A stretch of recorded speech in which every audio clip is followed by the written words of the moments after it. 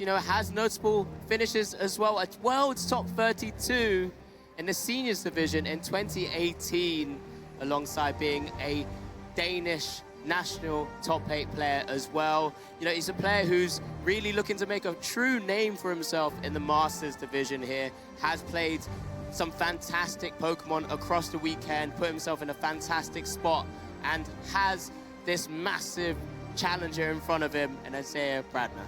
I know, what a player, and both these decks that they're bringing here have innovated on the formula that we're expecting to see, and we'll hopefully get a chance to recognize those cards throughout the match and see when they come in useful.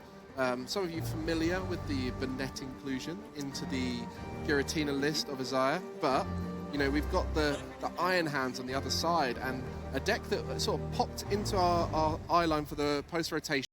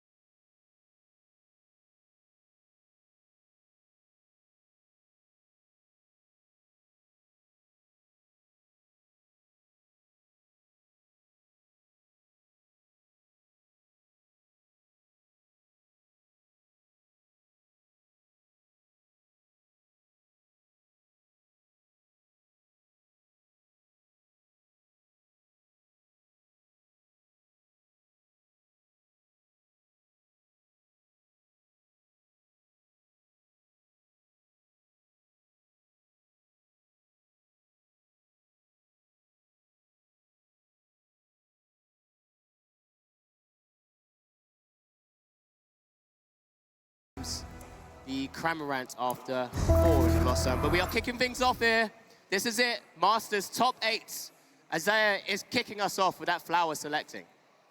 Let's see how that lost zone goes as they build up those early turns. Without being able to have a deck check, you'll be making decisions blind.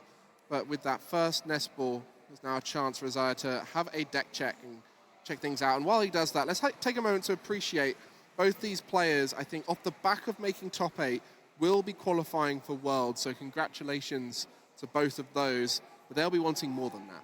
Yeah, 100%. It kind of showcases the consistency of both of these players. Of course, we know Isaiah is someone who's, you know, used to being on the stage, being in the limelight, and sort of competing for top accolades in the Pokemon trading card game. Uffe is someone who's been consistent enough where now he's come all the way to EUIC and made it into the Masters top 8. Fantastic prizes to take home, but that CP is truly the thing that he's been taking home so that he can qualify for the World Championships. I mean, every one of these notable players that we mentioned previously had their first tournament where they made a name for themselves, and perhaps this one is that for Uffe as they try and run all the way to the final. And as we mentioned, these lists that they're both bringing, they have familiar aspects to them, but some interesting inclusions. The Burnett line, that's something a bit more familiar, but because we haven't had a chance to see Uffe, we haven't had a chance to see their Erica's Invitation included in an Iron Hands list. A very unique take on the deck. Yeah, very cool way to get maybe a small HP Pokemon that could be sitting in Isaiah's hands and just bringing it up to the active, ready for that Ampu very much to start taking additional prizes with that fantastic attack. But before we even get there, Isaiah here, getting that nest ball, working out his prizes, of course, and then just dropping that second comfy from that nest ball so they can start pivoting across and just boosting that lost zone count as soon as possible. Advantage of going first is you can start building that lost zone a little bit further through the flower selecting. Sometimes when you go second, you have to try and use the Abyss Seeking and leaving a 2-prizer in the active. On this occasion, we're going to be going for another flower selecting here. Super Rods. Couldn't quite work out that other card there. Has to double check the hand. Iron Leaves sent away a card we've spoken about previously. Easily splashable in any deck that plays grass energies, but less likely to be useful here. That Prism Edge attack only dealing 180, not quite enough to overcome the HP of those future Pokemon that we're seeing on Uffe's side of the board. There's a nest ball there ready for Isaiah, maybe waiting to see off the next flower selectings, whether to go for a Greninja or another Comfey, just to decide what the best route is at that point.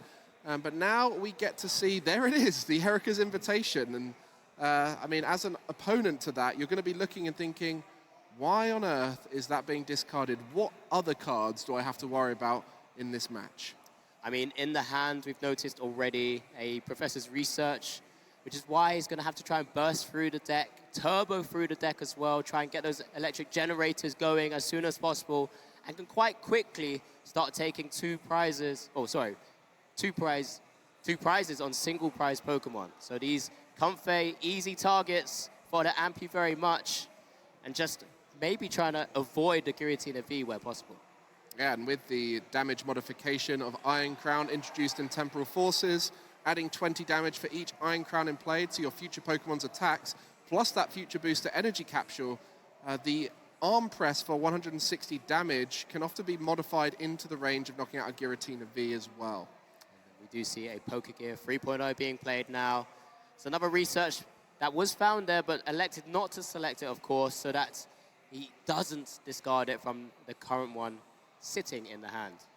So looking to try and get that Miraidon into the active.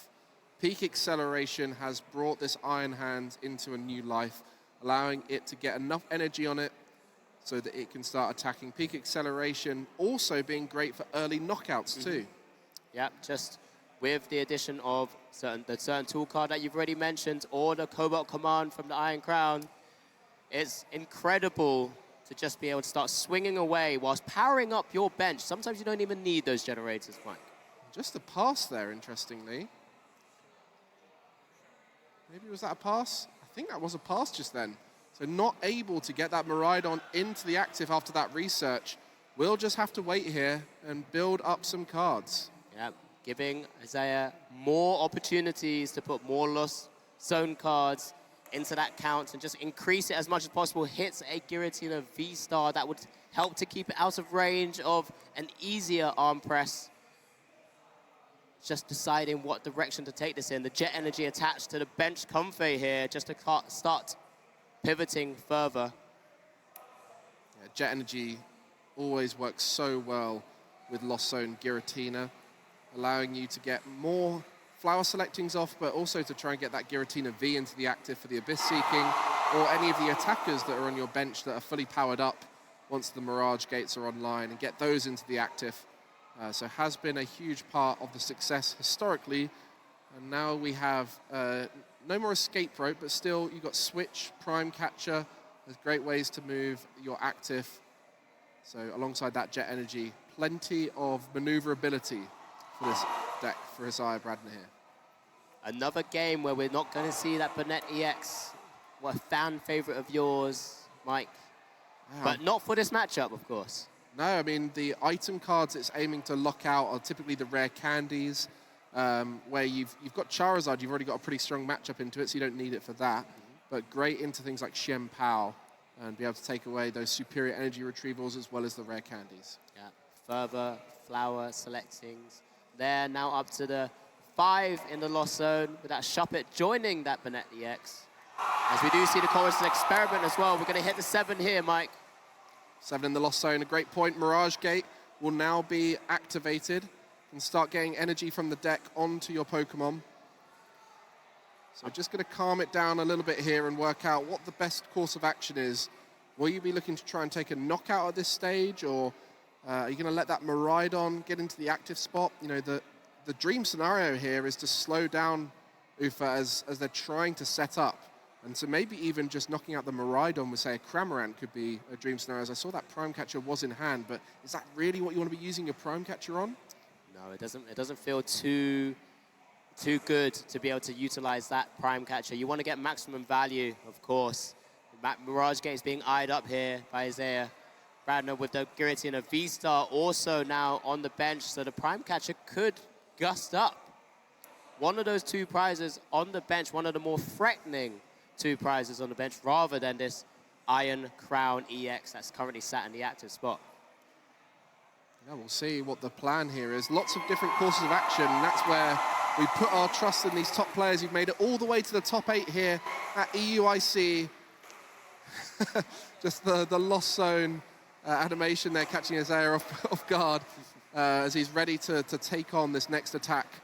And that is the power of the Mirage Gate, really accelerating energy so fast and allowing for the versatility with the lost zone engine, and many different attackers can be worked alongside it.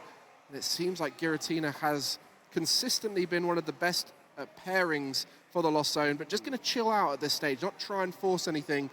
And as the game goes on and the board is set up more, Isaiah will be able to get those knockouts on the Iron Hands. Yeah, it was really important to get that second Giratina V down. Of course, already used the jet energy attachment to dance around with the comp phase, so couldn't attach another one from hand to the Giratina V Star and then utilize Prime Catcher to take a big knockout, as it does go back over to Uffe and just starts to power up his board that little bit more with a couple of more Iron Crown EXs there.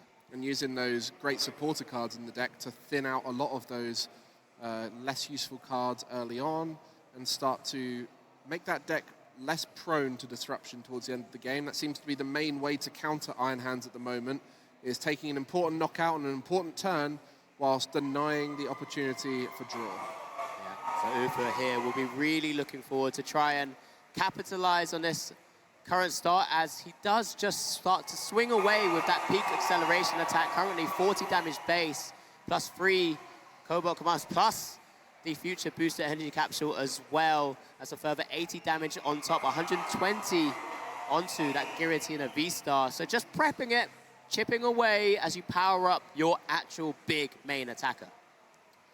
Yeah, and that will put it in range potentially of an Ampy very much, right? So more prize cards can be taken, could change the map for how you want to attack.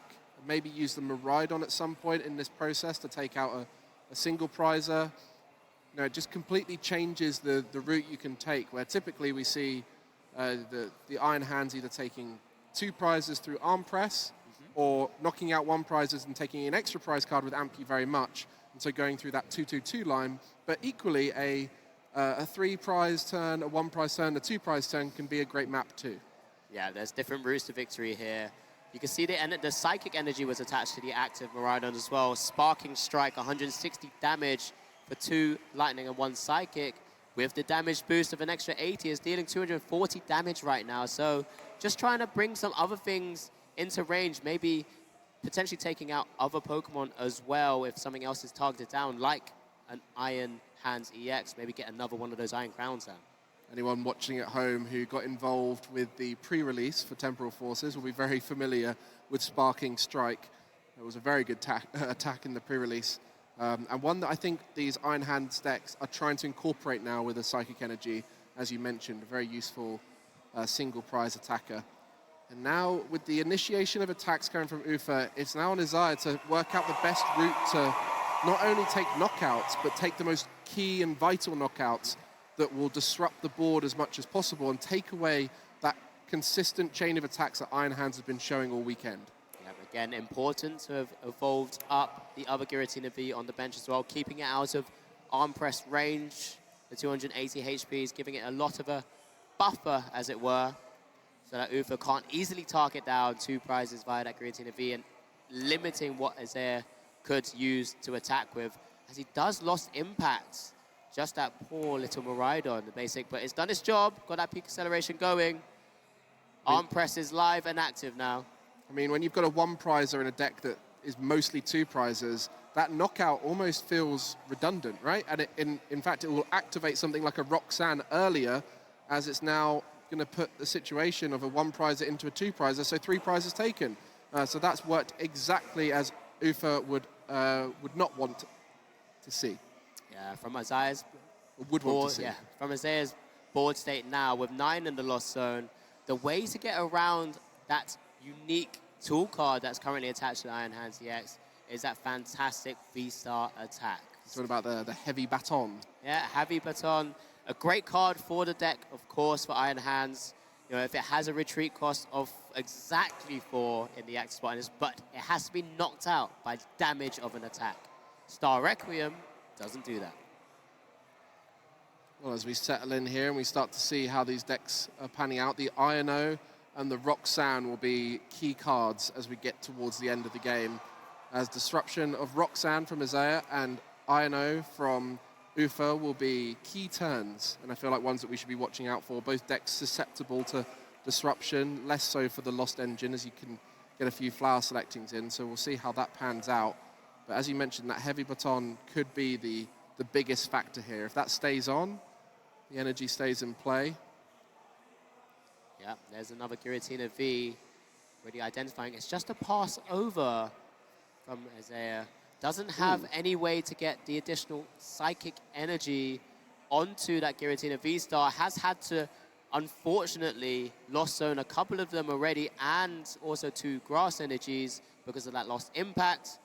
There's a lot, unfortunately, not going too well for Isaiah.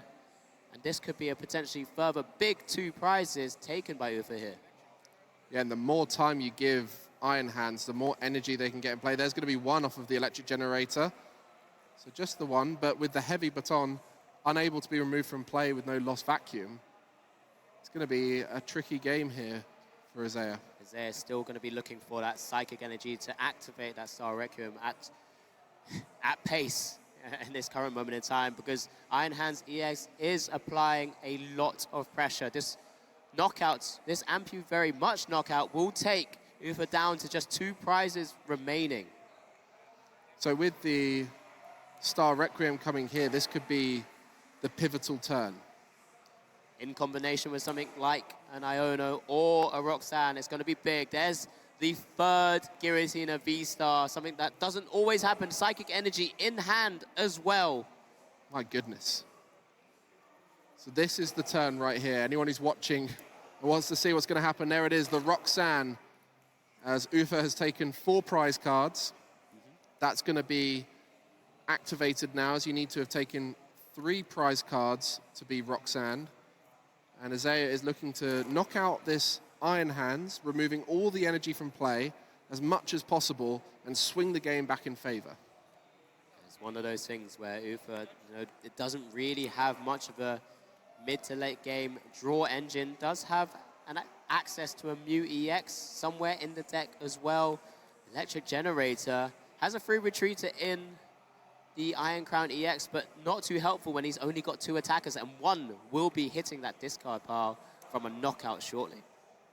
Yeah, and just to remind you, this heavy baton is such a key card in Iron Hands, and people are finding ways to get around it, whether it be knock out the Iron Hands on the bench, whether it be using something like Star Requiem, which isn't considered damage from attacks. There's all sorts of ways to get around it. And so consequently, the energy that was in play will quickly be removed, but there was an electric generator in that hand for Uffe, which could potentially set up this next Iron Hands. But even then, there's still so much to be done. Yeah, so many more stuff that is needed from Uffe's side of the board currently. There's a Jet Energy attachment. Oh, it was an attachment already of the Psychic. There's the Star Requiem that's been flipped. Big knockout and big top deck here. What can we get? It's an energy. Oh, that could be huge. Oh, what have we got here? Any energy? There's 1. And just the 1 lightning. So we'll be able to arm press, but it needs a little bit more than that. You don't really want to be putting that Iron Hands in the active, because if it gets knocked out, that's all the energy gone again. Yeah, that's the only attacker remaining. Does have another heavy baton in hand, but I don't believe there's any other way to get another attacker ready to go. Yeah, we mentioned it, that Iron Hands is very susceptible to disruption, and this is exactly what we were talking about.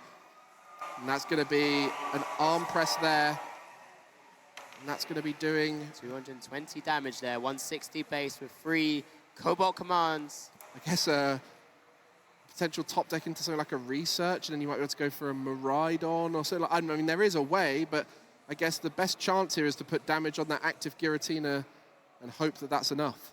Yeah, Uffe is in full top deck mode right now, but, you know, still applying pressure despite not having a hand remaining as Isaiah kicks things off his turn with this Chorus's Experiment. Are the pieces there for you?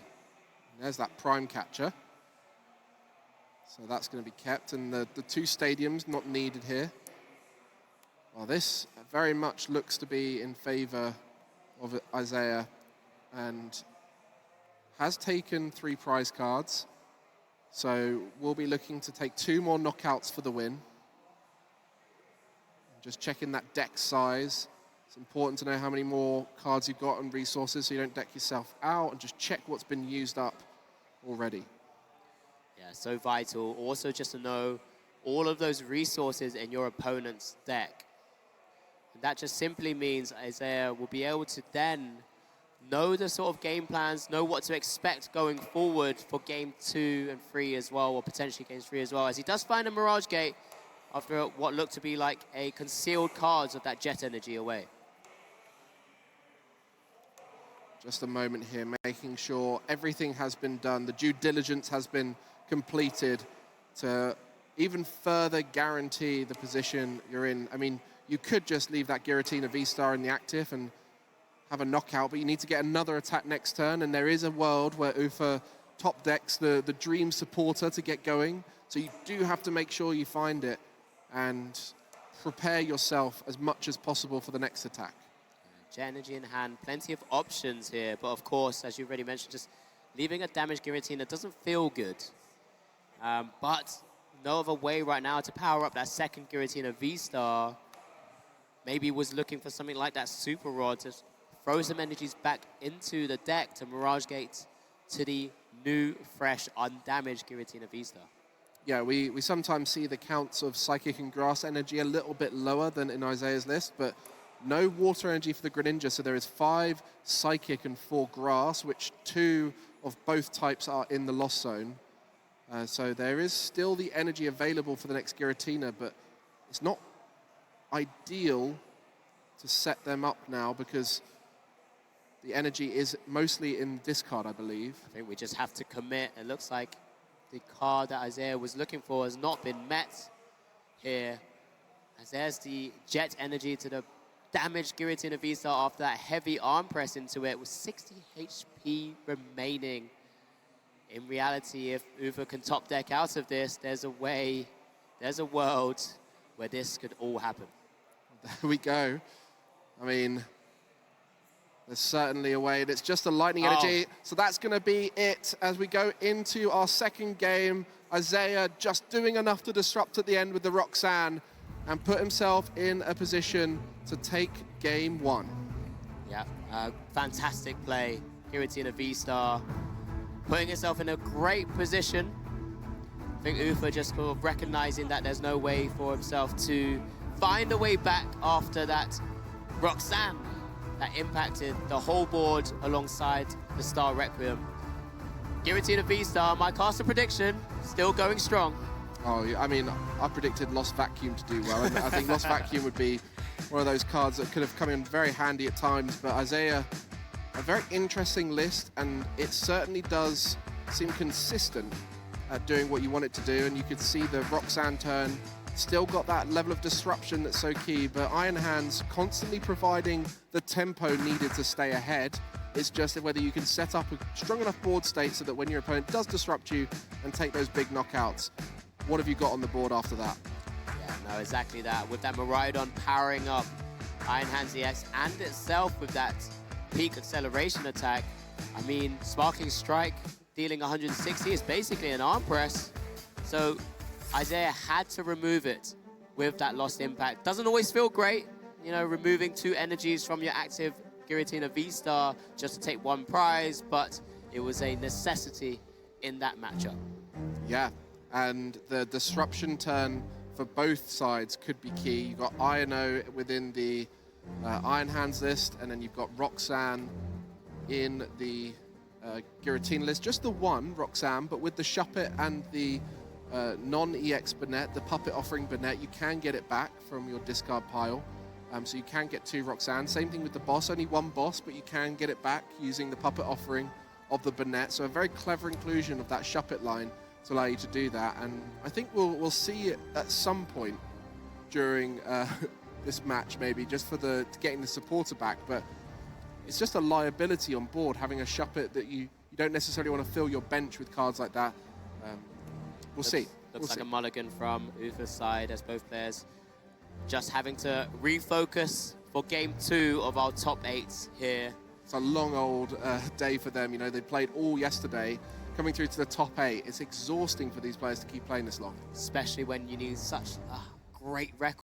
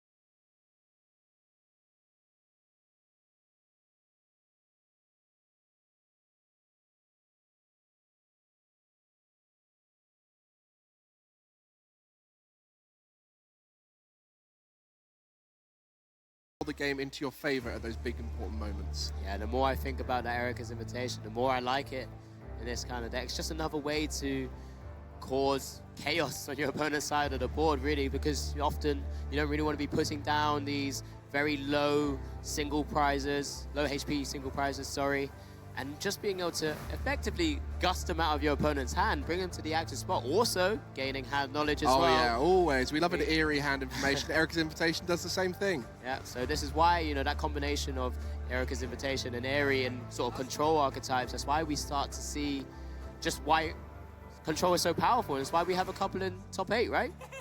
Exactly. We're not going to be watching those. We are going to carry on with our quarterfinal shortly, and I'm sure the other games are all very interesting. I'm excited to find out how Tord's Charizard list can fare with a controlling archetype. It's definitely made some adaptations to improve that matchup there, so I wonder how that's going to go. But on this side, we are seeing the Iron Hands trying to take on the Lost Zone Giratina.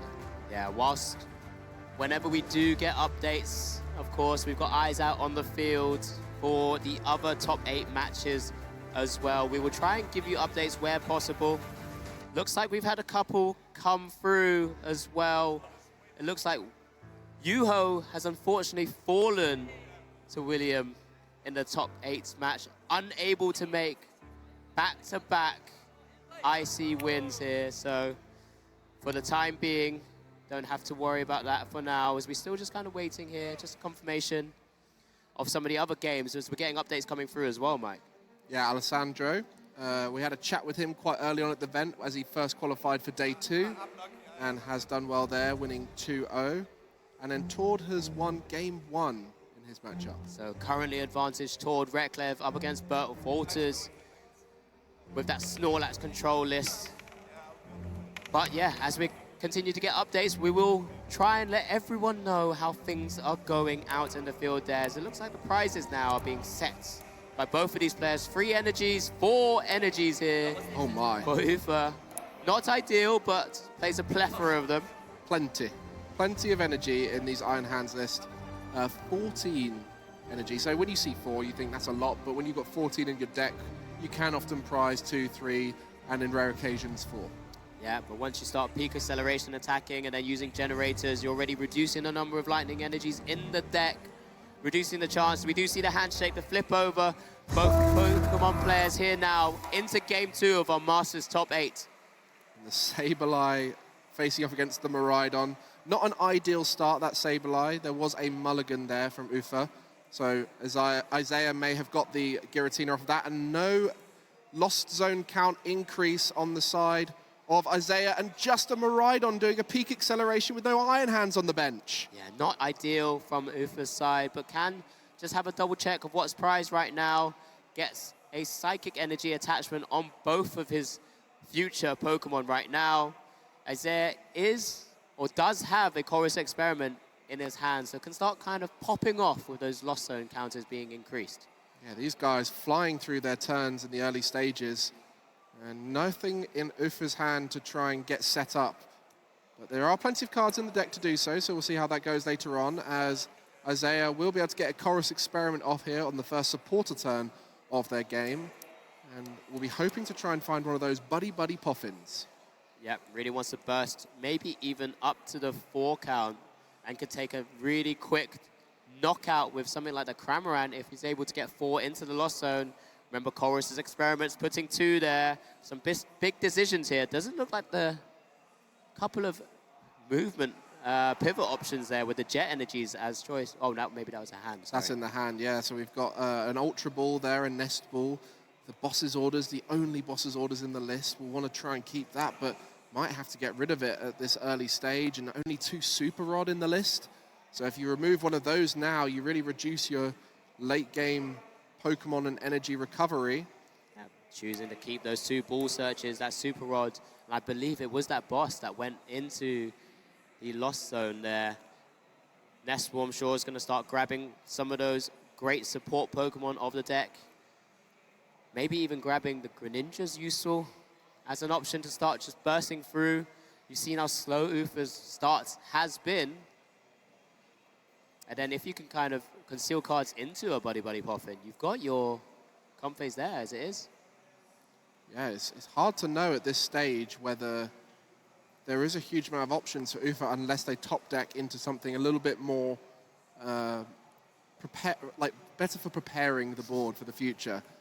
So like an Arven or a Professor's Research, because even just getting a singular Iron Hands, you're still too slow at that stage. Even if you start peak accelerating again, you want to try and get wide. You want to try and get one of those Techno Radars and start getting as many of those future Pokemon into play.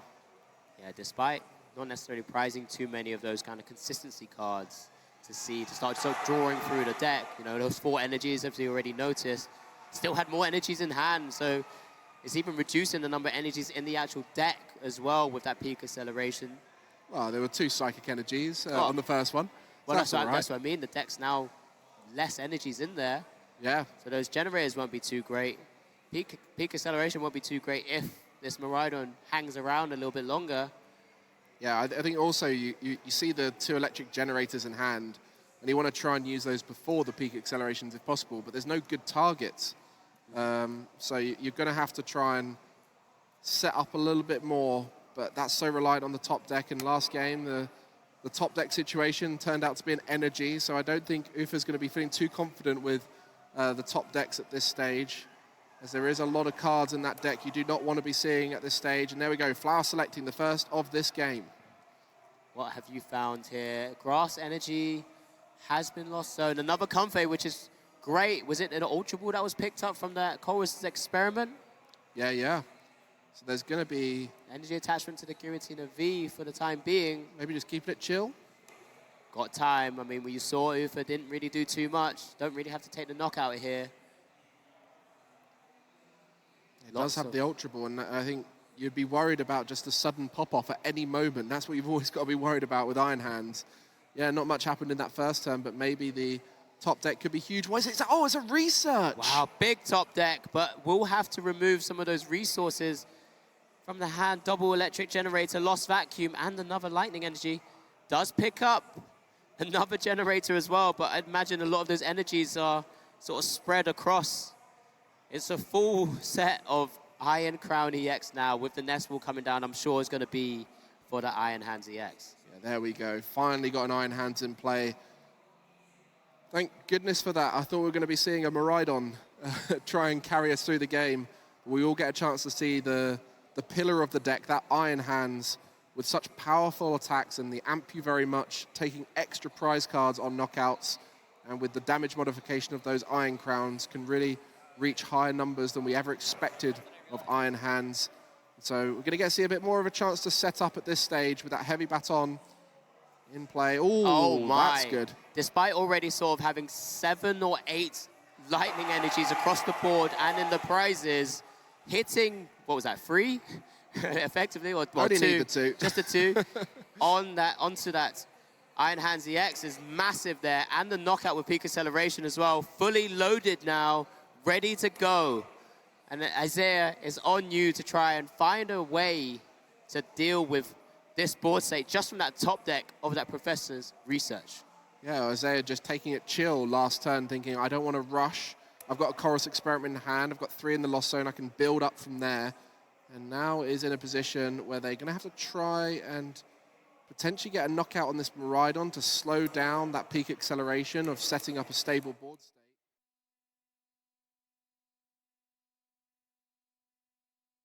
With a Heavy Baton on now would be the best time to hit it with a Lost Impact.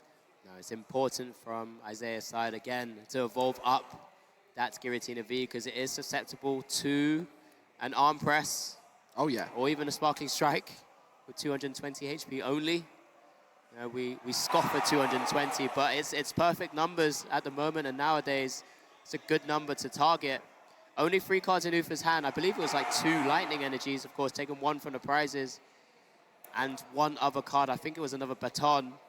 So not drawing too well even after that research, but let's see what happens. Shout out to the Unbroken Bonds Poker Gears, my favorite set. Your first set, as it were? Well, in a long time, yeah. Oh, the Shuppet's coming down. Here we go. You can get back a Chorus Experiment if you're struggling a little bit, but also a great way to get that Roxanne back at the end if you disrupt and then want to disrupt once again. Yep, it's definitely a really cool card, really cool concept. I've seen it utilized in Lost Box variants previously. Being able to just pick up anything like a, well, not in this scenario, but a boss's orders, being able to use it twice, for example, is sometimes great. Has held that Ultra Ball and kept it for that Giratina V-Star. Typically, Lost Zone Giratina V-Star decks don't really play anything to kind of search out the Giratina V-Star, but this version does play the one-off copy of Ultra Ball. Yeah, just the one. Just the one. It's all you need. And also, by, like you said, holding on to it, choosing that right time, and there's that Jet Energy, swooping up the Giratina V from the bench, evolving it in the active, and a chance to knock out that Miraidon, and putting some cards into the Lost Zone. 2 energy cards to the Lost Zone will make the Star Requiem more accessible. And we might see what happened in last game. A similar strategy here from Isaiah, looking to try and use that Star Requiem to knock out the Iron Hands with the Heavy Baton on.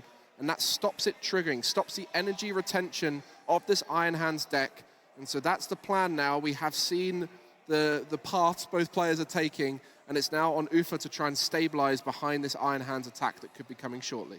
Apologies if I was slightly wrong. I believe, you know, he might have had that Arvin in hand as well. So just quickly replenishing the board state with that wonderful Techno Radar that's suitable for these future type, or future Pokemon, I should say, as it's a quick replenish of the board state of that Miraidon and another Iron Hands EX, getting it ready to hopefully allow Heavy Baton to just stay in the game and not have to worry about being popped.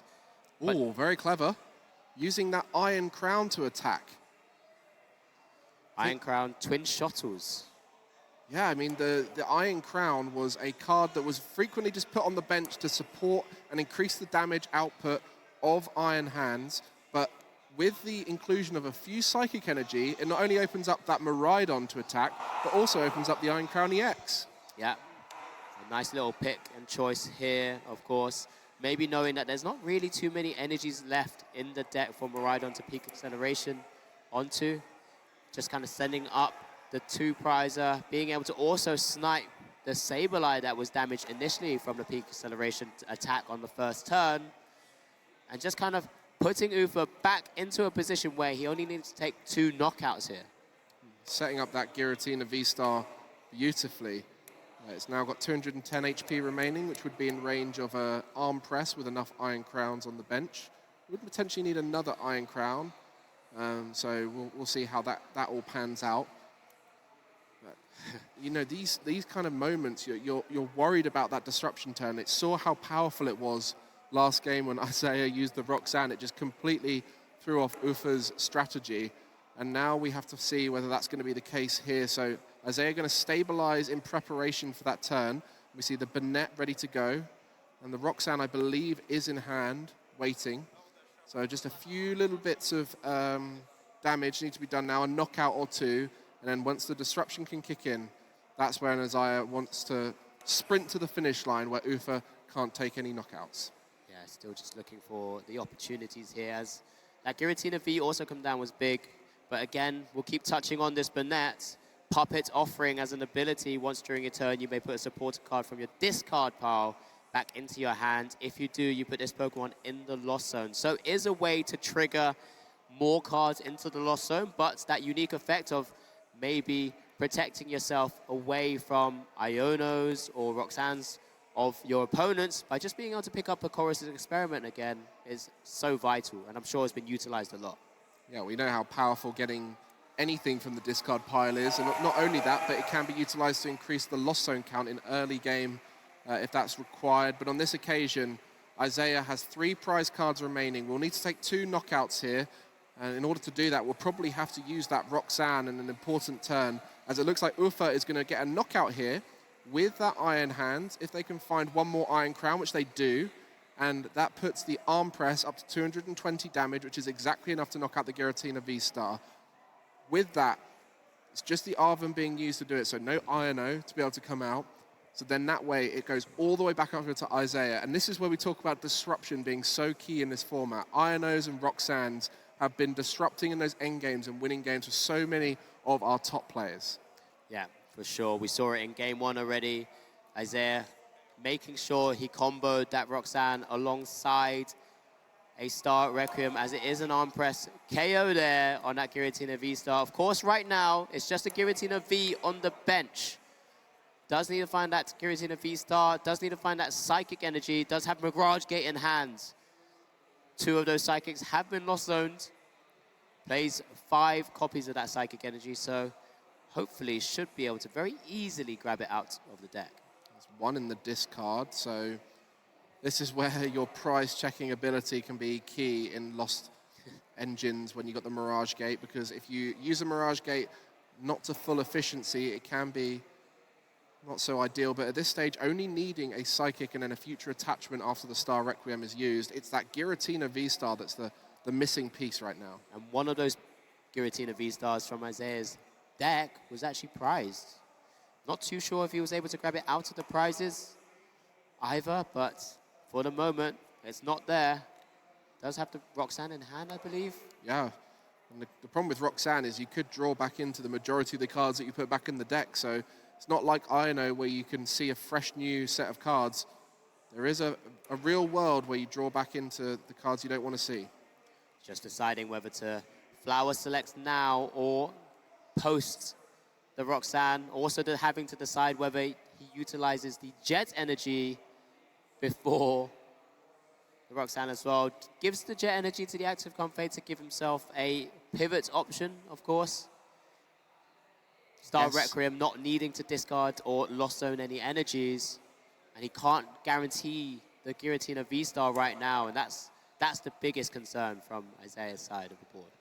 Yeah, and this is where all that preparation in the lead up to this moment, you know, putting 12 cards in the lost zone, discarding others, setting up as many Pokemon on your board can really help you to find the card you need right at the end.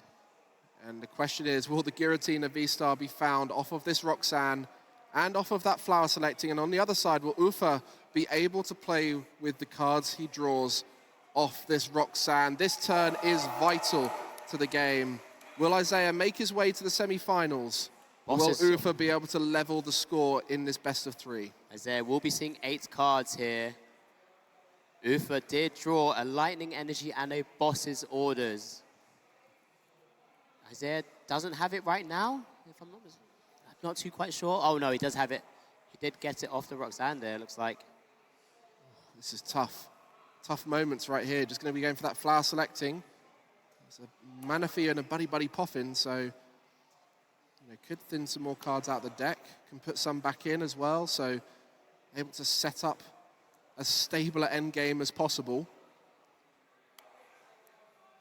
This is such an important moment. 2 cards for Uffe to answer what we see Isaiah setting up right now. Yeah, just getting the energy attachments ready on that Giratina V right now. Just having another pivot option could be useful with that Cramorant as well. Cramorant as an easy attacker into that Miraidon, also just waiting on the bench. You mentioned about the boss's orders in Uffe's hand. You've got to play around the option your opponent's gust and try and slow you down. And so on this occasion, has attached energy to all relevant Pokemon that could be gusted up. And the Burnett can use its puppet offering in the active spot, so there is nothing on the board right now as a liability, just that. Just as you're saying that, Mike, there's a further 2 Combays. Yeah, but they can find cards, right? Yeah, for sure, especially when, there's been a Super Rod into the Mirage game. I'm sure there's a couple of other options there. Isaiah taking a big 2-prize knockout here. Big top deck. It's just the lightning energy once again. Oh no, Star Requiem taking away all that energy with the heavy baton means nothing's really available. Is going to try and get that Comfey up and use the peak acceleration on it. And just staring down at that Giratina V-Star. Isaiah, 1 prize remaining. It's just a big lost impact knockout. 280 damage, taking the final prize of this top 8 match that we've had a chance and the pleasure of featuring here. The passion from Isaiah as they won that game. They want to go all the way. They've been cooking the strongest Lost Zone Giratina list they could. They've brought it to this event, and they've shown exactly why Lost Zone Giratina is here to stay.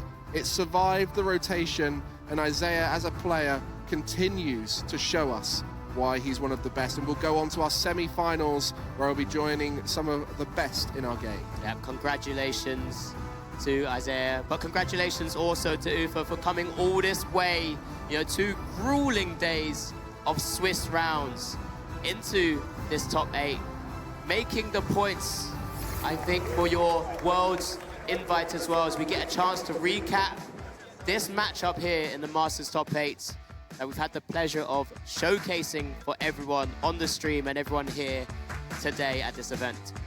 Yeah, and that lost impact was used so many times throughout the game, and the advantage of Isaiah's list, playing that 5 Psychic and 4 Grass, allowed the chaining of lost impact without losing all those resources. But the key really was that Star Requiem. When taking the knockout on the Iron Hands with the Heavy Baton on, the Heavy Baton no longer will trigger because it's not damage from an attack, it's an effect. And so consequently, those energies were removed from play, and the end game disruption was enough to win it for Isaiah in both games. Yeah, and what we ended up seeing in both games, the same game plan happened. That Roxanne sticking, of course, preventing Uffe from really just being able to draw out of it. He did have to top deck a couple of times to even just get into the game. There was that big top deck of that Professor's Research, but had to throw away so many resources in that game plan. Did start to swing away with that Miraidon, powering up that Iron Hands EX.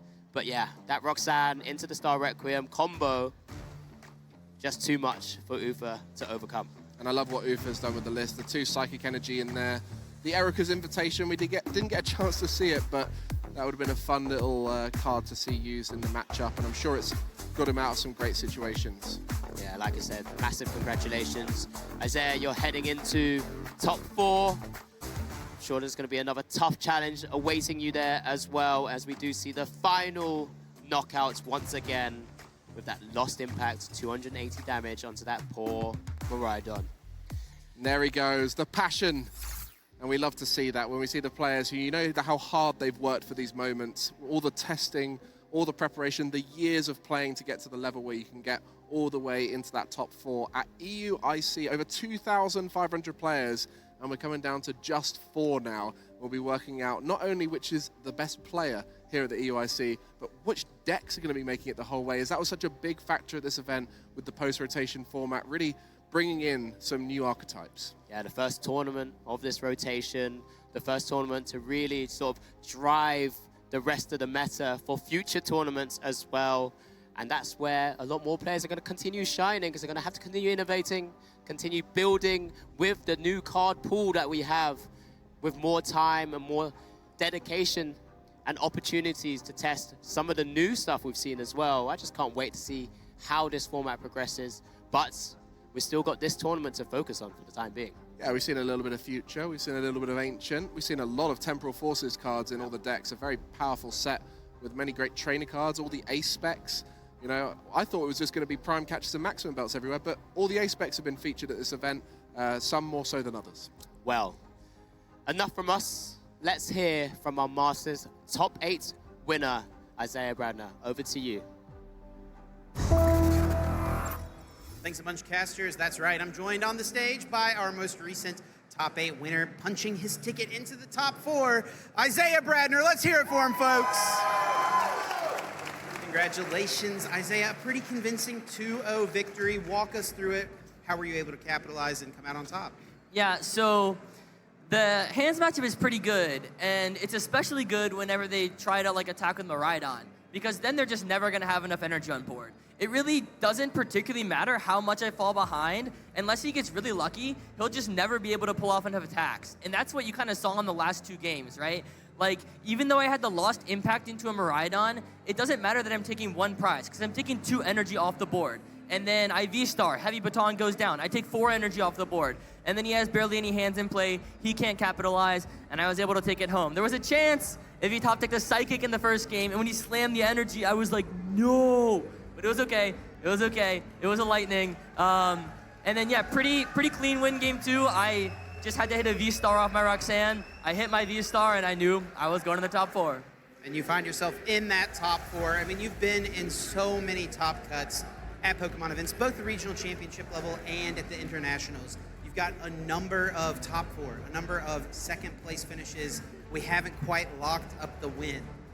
Giratina is the deck that you have played basically all season. You played it at the end of last season as well. You're very comfortable with this archetype. Is this the time? Is this the deck that has what it takes to get you your title? I really hope so, Chip. I'm feeling electric right now. I was feeling a little bit down going into top 8. I was just a little lightheaded, not feeling in it, but I locked in. I'm feeling great, feeling ready to play another round today, and then hopefully come back and win. Fun fact, I realized I got my invite fully off Giratina, so shout out to Giratina. But yeah, I really think this could be the one. I don't know, what's gonna stop me. We'll see what stops you. There's plenty of great players out there in our top 4. We'll be following along to see what happens, Isaiah. Best of luck to you. Let's throw it back to our casters. I love the energy. Isaiah just so gassed to be going all the way through to that semi-final. And shout out to Giratina V-Star. Your caster pick has done him well.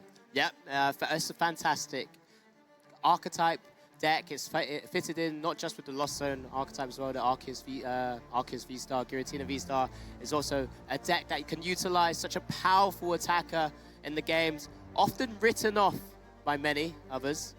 But here we are, Isaiah Bradner bringing it all the way to top 4, once again, where it can keep challenging for those true titles and accolades. I mean, it seemed like you were thinking of someone when you said often written off by some people. And one of the biggest critics of Lost Zone Giratina, Azul, played it at this event to great success. So if someone like that, who was very much against it, is willing to turn and start playing it, it's definitely a deck to be watching out for. And with that Burnett inclusion, I think it's a great little combination there. And we haven't had a chance to